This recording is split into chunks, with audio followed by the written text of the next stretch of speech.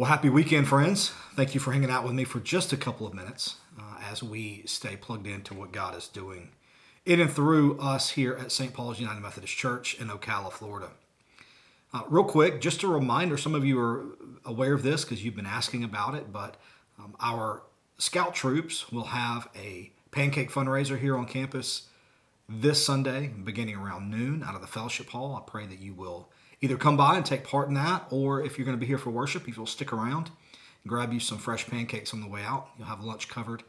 There is a fee for that because it is a fundraiser, so thank you in advance for supporting our Scout troops who we care so deeply about and are so grateful that they are still here on our campus.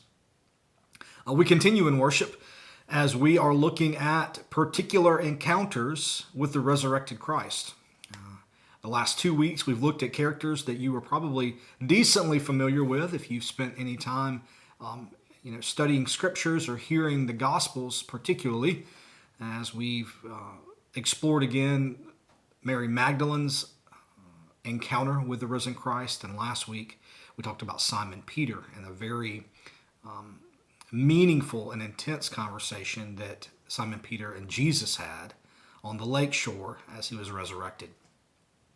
We continue in that journey, we continue in that theme this week, looking at someone who I think if you come Sunday and listen, you will agree with me, someone who gets a pretty bad rap.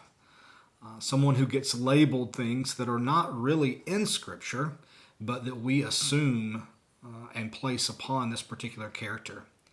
We're talking about Thomas. Thomas gets a label added to his name because if you look at Thomas in Scripture, most of you would say, oh, do you mean doubting Thomas? And so that's what we're going to be talking about. And here's what I want you to be aware of if you're still with me 2 minutes into this video and plan to tune in or plan to be with us in person.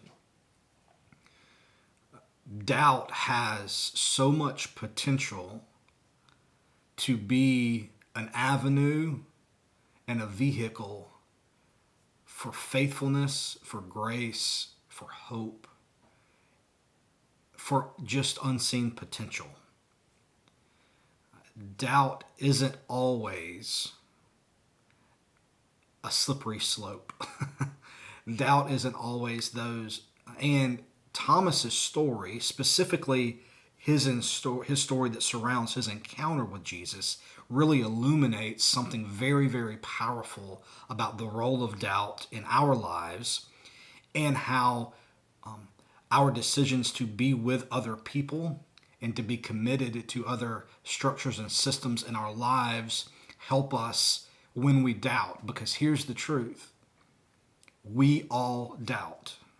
You cannot convince me that people do not have doubts. You can't. Even those most pious, and I mean that in a positive way, even those folks that you may think of that have modeled faith for you in astounding ways, they still struggle with doubts. Those doubts may not have led them to places of despair, but we all have them. We all struggle.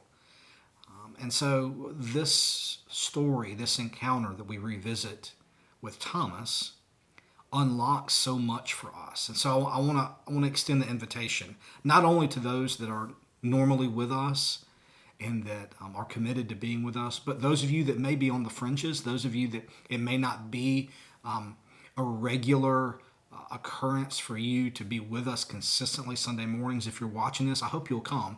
Here's why. Not because I want to label anyone or we want to label anyone as a doubting Thomas, but the truth is we all struggle with doubt. But there's something about the resurrected Christ and about this particular story that unleashes something very beautiful about that is hopeful and that gives us purpose and meaning to even our doubts. So please come. I pray you would in this very special season of Lent as we worship together, 10:30 a.m. here and on campus. And if you can't be with us, of course, please check us online. We'll have our YouTube channel streaming as well as our Facebook page. And so thank you in advance for taking this Lenten journey with us. Grace and peace to you all. Have a wonderful, wonderful weekend.